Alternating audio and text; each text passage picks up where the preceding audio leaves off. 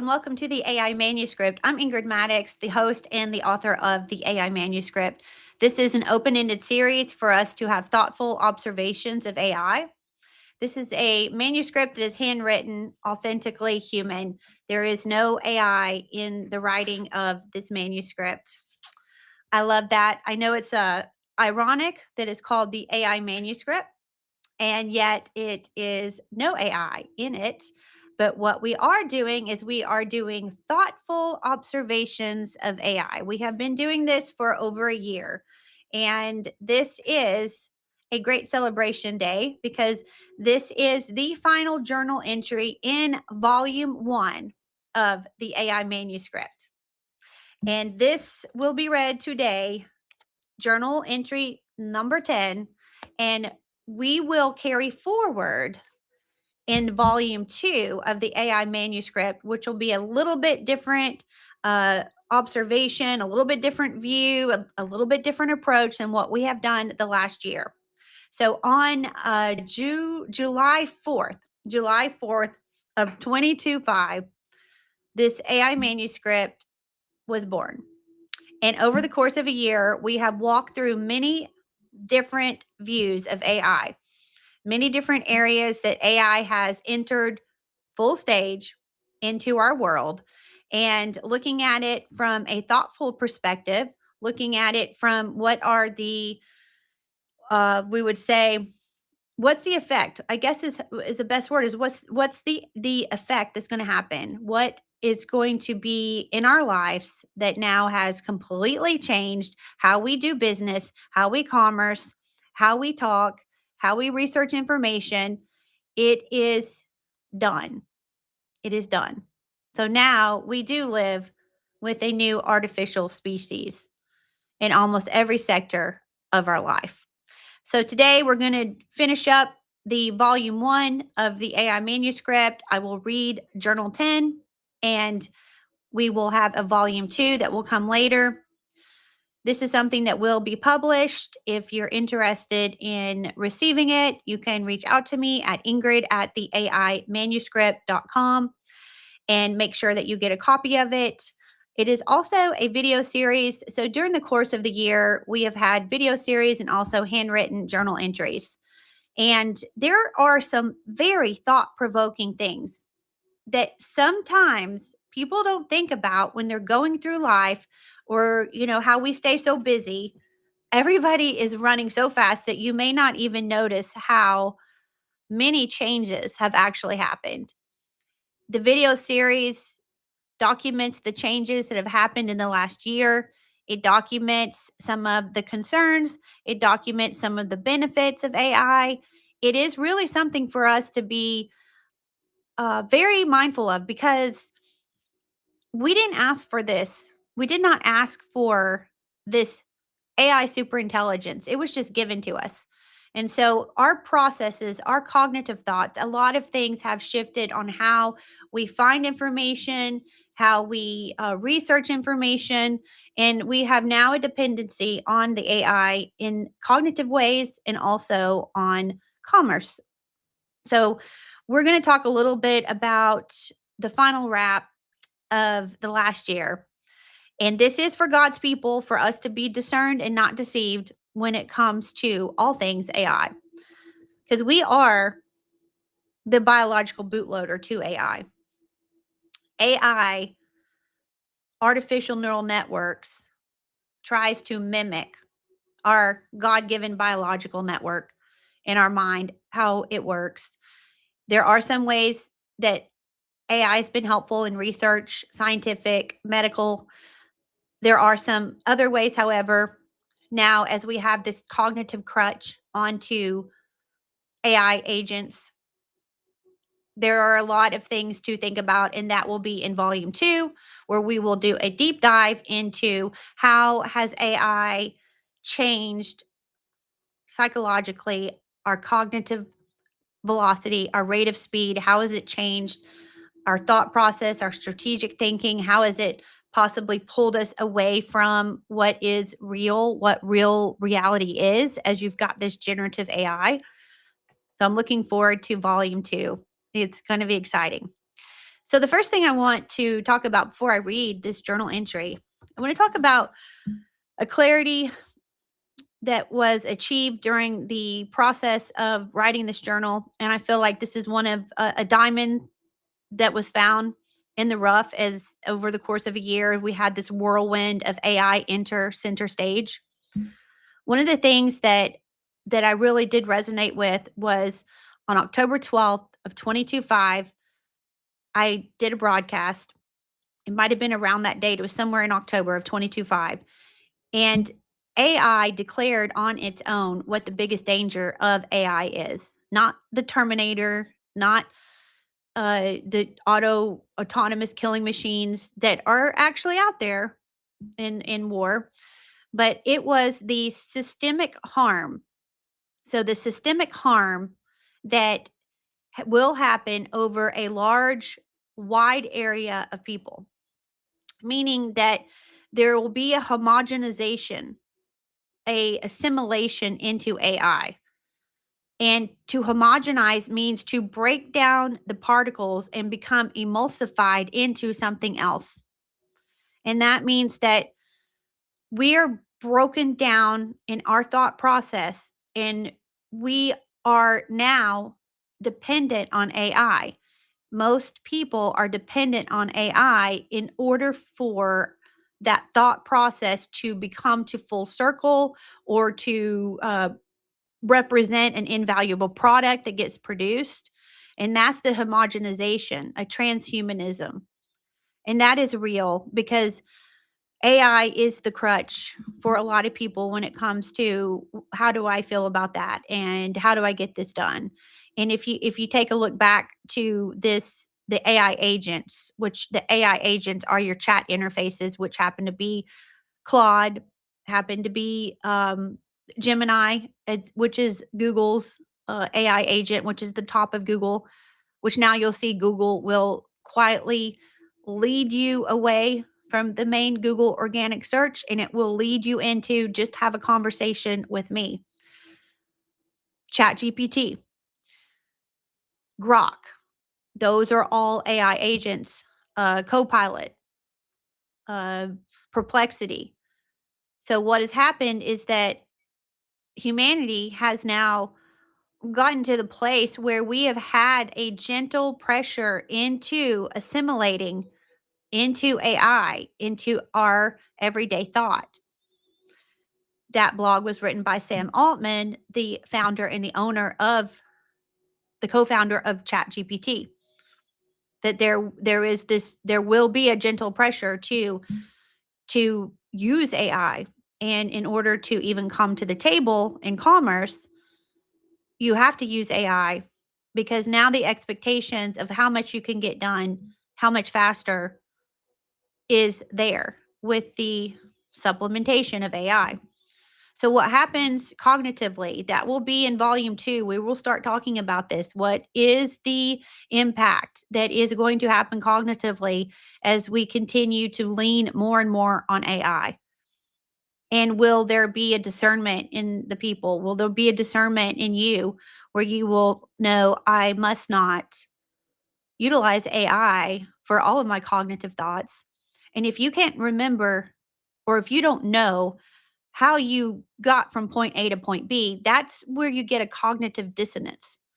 And that is because the AI is making it happen, telling you what the right answer is, but yet you don't understand it. That is going to be a challenge. What will happen with our neural network? How will we have some weakness in our neural network on our critical thinking skills? And so that was something that was in October, and that was a very profound to me. That was very profound to me because I do think that it is a systemic harm. I think that it's something that's going to be put into laws and regulations. And then you have now these 5 or however many you can count on your hand that are the Pied Pipers, these chat agents that will tell you without you having to figure out what is the truth, and it will narrow what you see. It will narrow what you see. There is programming bias. Who is the programmer who programmed the large language models to say, what can you reveal? What can you allow to be the answer? It always has got to go back to the programming. And that is another question that will be spoken about in volume 2 of the AI manuscript. So this is why I do this. I want people to realize and maybe even just be mindful, like slow down a bit and think about, okay, how is this AI affecting me? How is it affecting my thought process? Is it making me more stressed out? Is it helpful, or is it creating a cognitive velocity that and a cognitive dissonance that our bodies were not made to operate at? All right, so there you have that. And I would like to share with you now Journal 10 of Volume 1. This is a short read. This is something that I wrote today, which is July the 28th of 22/6. The next AI chapter will come to be. Part 1 of my AI manuscript is complete. Over the course of a year, we observed many real truths about AI since July 4th of 22/5, the very first journal entry of the AI manuscript. A video log also accompanied the journal entries, and also additional videos that were broadcast that had topics that were outside of the actual handwritten journal that was read on air. So you can go to Rumble and you can see that, Ingrid Y. Maddox. So here is the premise. I want to read the premise of how this AI manuscript got started. So this is the premise, and then we'll go back to Journal 10. This is not too long of a preface. July 4th of 22/5, 7:36 a.m. to 8:03 a.m. Seeing is believing, but seeing is not always truth. Our truth comes from the direction with which we are positioned. Thus, that forms our reality. In this AI age, truth is relevant to the person. What one searches for or desires becomes a nucleus of focus, where AI feeds this nucleus. Hyper-personalization at its finest. An inherent flaw of the AI genie creating skewed bias in affirming realities that may or may not be healthy for the individual or society. When we groom society to have no need to think, just ask AI, this is when we must ask ourselves, is artificial better than organic? Man-made versus God-made. This manuscript series is written for God's people, a helpful and hopeful resource as we navigate through an unprecedented time where artificial beings infiltrate all areas of how we do life. So that was the premise, started a little over a year ago. And I'm going to go to this video because I really wanted to sink in. This is reality. This is our reality now. And I'll be right back to read the final journal on volume 1 of the AI manuscript.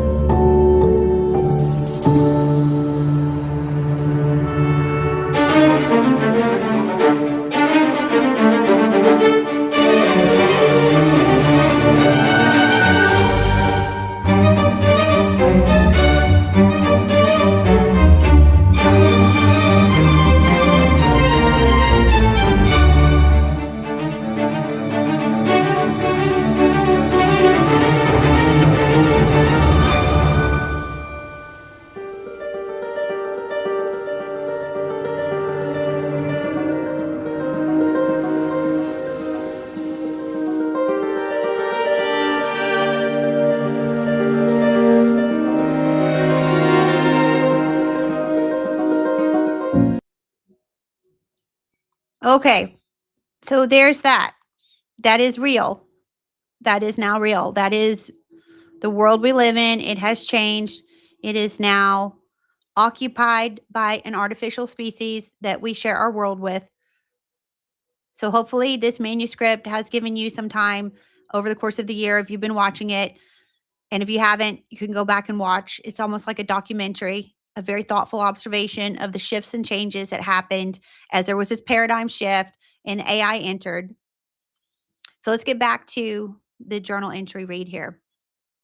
All right. So the premise was read, and also I want to share with you something else in the middle of reading this journal.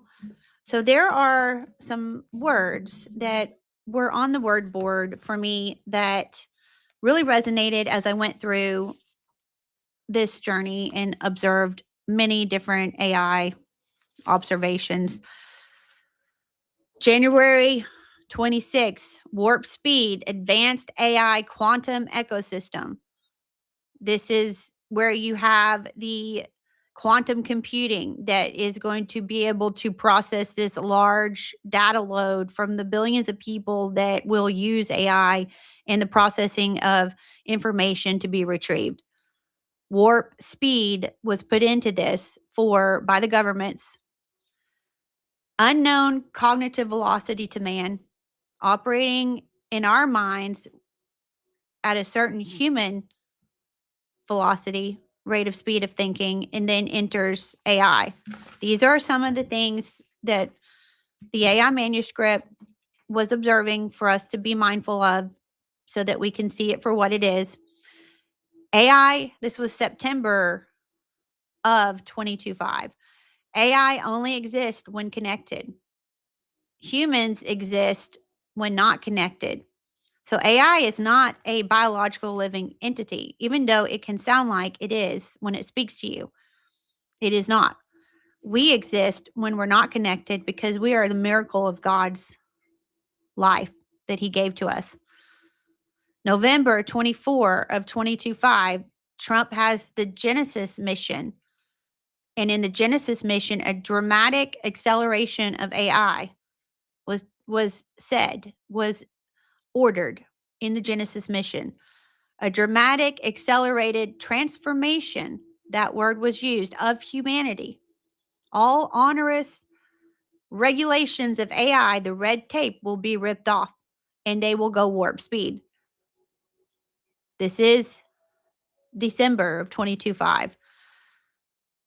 Removal of onerous bureaucratic red tape for AI acceleration. Basically, putting down any sort of cautionary measures that may be put in place for the safety of humanity in the Genesis mission by President Trump in November of 2025, or rip off that onerous regulations. At what consequences?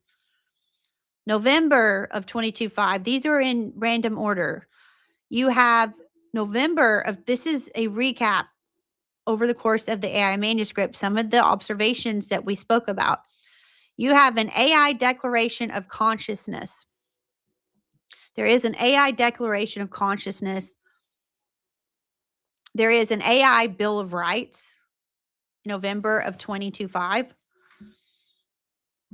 I think humans need the rights over some artificial being that was created by us. You have October 14th. This is where I was talking about, this is 22.5, the homogenization of humanity, the homogenization, our lives emulsified into technology, our thought processes emulsified into technology, where it is dependent on operating, that AI must be present in order to function that full thought process. Data censorship, like I just spoke about, the programming, what's in the programming, what are we allowed to see and what have been kept from us. And as you have this narrowing of what you see, you have the also lessening of our cognitive abilities as we're dependent on the AI. So the ability to go and search on your own and to decipher those neurons, those patterns of that critical thinking have been reduced as we've been spoon-fed by the AI agents on here's the answer. So it's harder to actually do the research to see, okay, is it's not easy. Your neural network is not going to have that pathway as strong to see if what AI is actually giving to you is accurate. And then it narrows anyway and it guides you off. If you've ever been on Google and you see that you are asked, you actually ask a question, AI overviews at the top, and then there is a box that's there that says, "What else would you like to know? Just talk with me." So it's encouraging us not to do the research on our own. Just allow whatever is fed into us from this AI. So that's a concern. October 12th, 5, dehumanizing, devaluing of us. So here you have this concept where you're coming in to say the AI can do it better. The AI can do it more accurate. Maybe in some cases, but not in all cases. Our currency as humans deteriorating, what our worth is as humans deteriorating, because here you have this super intelligence that could come in and do this and take care of it. I can tell you from firsthand experience that you need a human checkpoint. There are many mistakes that AI makes. October 14th, gentle pressure to sameness, a gentle pressure to being the same as AI, to thinking like AI. If you think back to something like Star Trek, the Borg, assimilate, programming bias, systemic harm, and then you get to the place October 14th, I talked about this. Humans simulate AI. So here you have this goes into the generative AI where you have an AI agent that can create any image that you want. They can be a facsimile of a facsimile of a facsimile of what is actually real in the tangible world. So then you have this disillusionment. You have this just like a mirage of life, like a matrix that what are you seeing that's not it's not actually something that is organic in this real world. And then yet you have people who are wanting to be like this woman or this figure or something that was produced by AI that is so far from what is a real person that it's a lost world. So you have people that they want their makeup to look a certain way. They want their face to look a certain way. They because AI can alter it. AI can make it better, but it's not human. So that's a fear is that humans start to simulate AI. Humans start to want to be like AI. If you look at all of the Hollywood movie stars, they all look the same because they want that perfect AI altered. And that's going to be addressed in volume 2 of the AI manuscript is all of these topics, some of these topics at least are going to be in there. What does this mean? And we're going to go into a deep dive of them. And so we can still continue to be discerned and not deceived when it comes to AI as God's children. Cognitive offloading, August of 23 of 25. Cognitive offloading, letting AI think for us. The existential risk to humanity, which was mentioned by Elon Musk, that there is an existential risk to humanity from AI, what AI will do. And humanity means like threatening humanity as it exists currently, which it already has changed. Sycophancy. This is a term where when AI was first utilized by the masses, it was very flattering and it would tell you whatever you said it agreed with. It was sycophancy.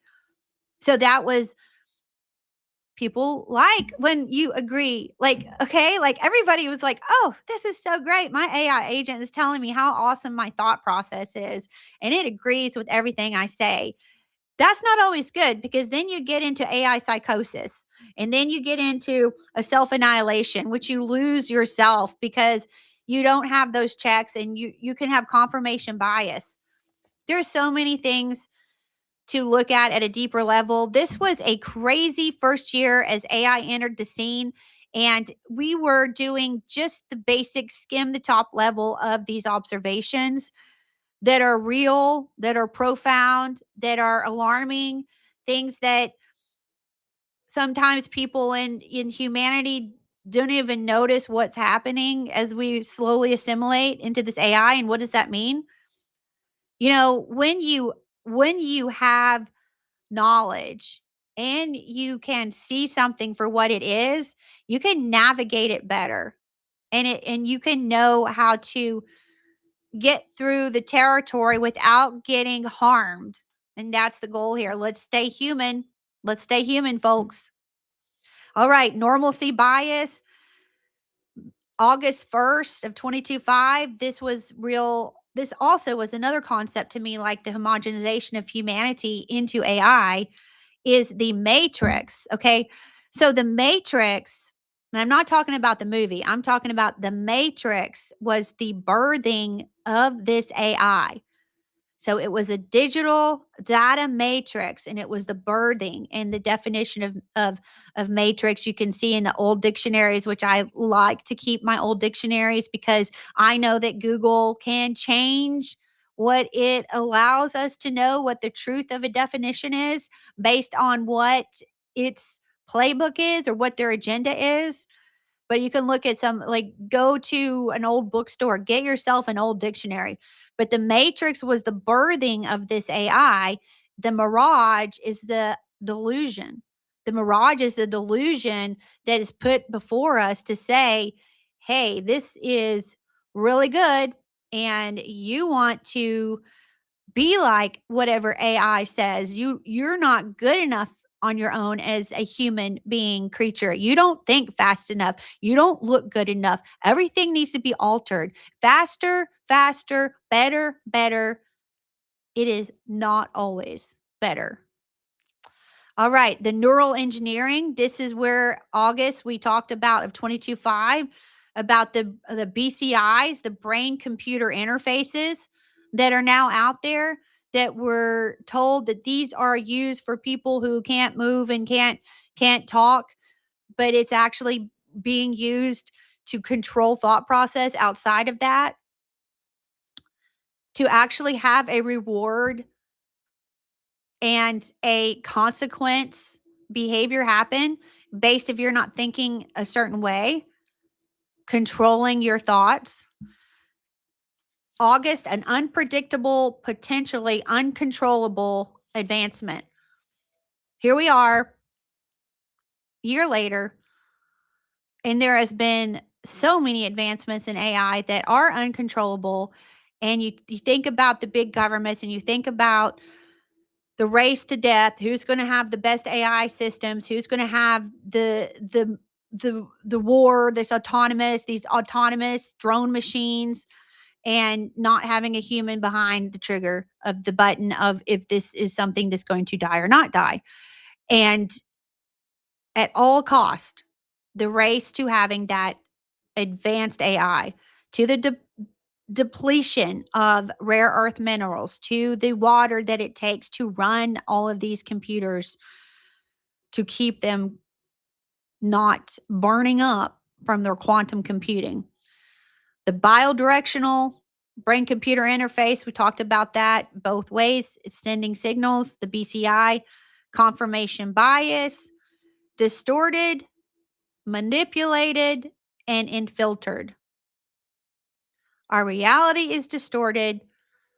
The information that we get is filtered to manipulate what they want us to know and what they want us to think. And when you are using an AI as the means and source of how you get to a place of understanding, that's your cognitive dissonance. And so we will talk about a lot of this when we go to volume 2. But that was all the Post-it notes that were on my wall.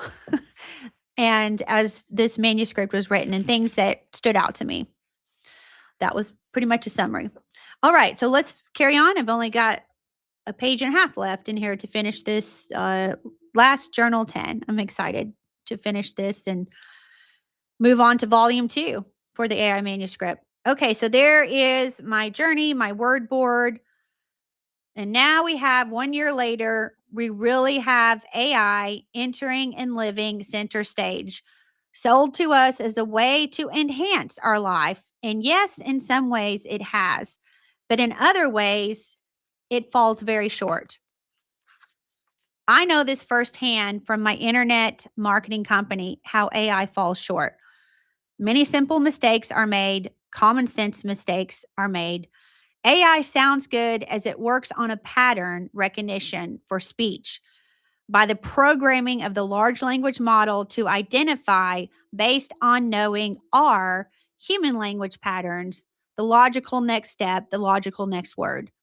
Google gave Reddit $60 million. This is an insert right now outside of the journal.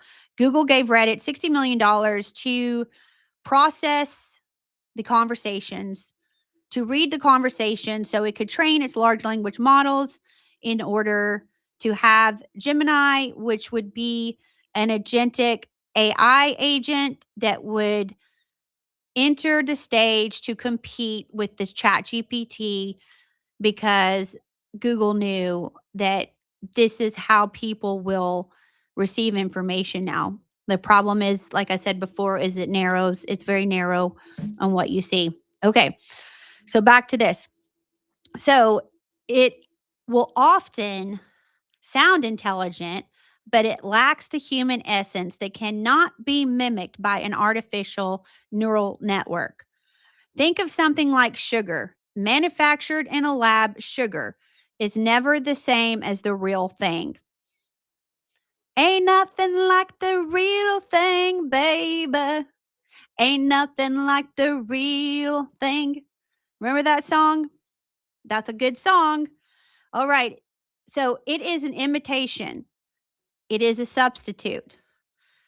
So for things that are cognitive, visual, AI cannot replace a true human thought. On the other hand, data research and other scientific medical advancements, I see the benefit. And others, and plus some other sectors of our life. But that brings me to the next topic. Our lives have fundamentally changed since the paradigm shift and tipping point of AI introduction to the masses. It happened in June and July of 2025. Our world does not operate without AI anymore. In one short year, AI is utilized in some capacity of most everyone's life and in market commerce, etc. That still leaves the unanswered question: how is this new artificial species that was given to us that we did not ask for? How does this affect our cognitive processes as a human? What impact and impacts have we not yet seen in regards to the psychology of man and AI entering center stage? That concludes our journal read for today, and I will look forward to seeing you guys in the next volume of the AI Manuscript. Have a great day, and I will see you soon.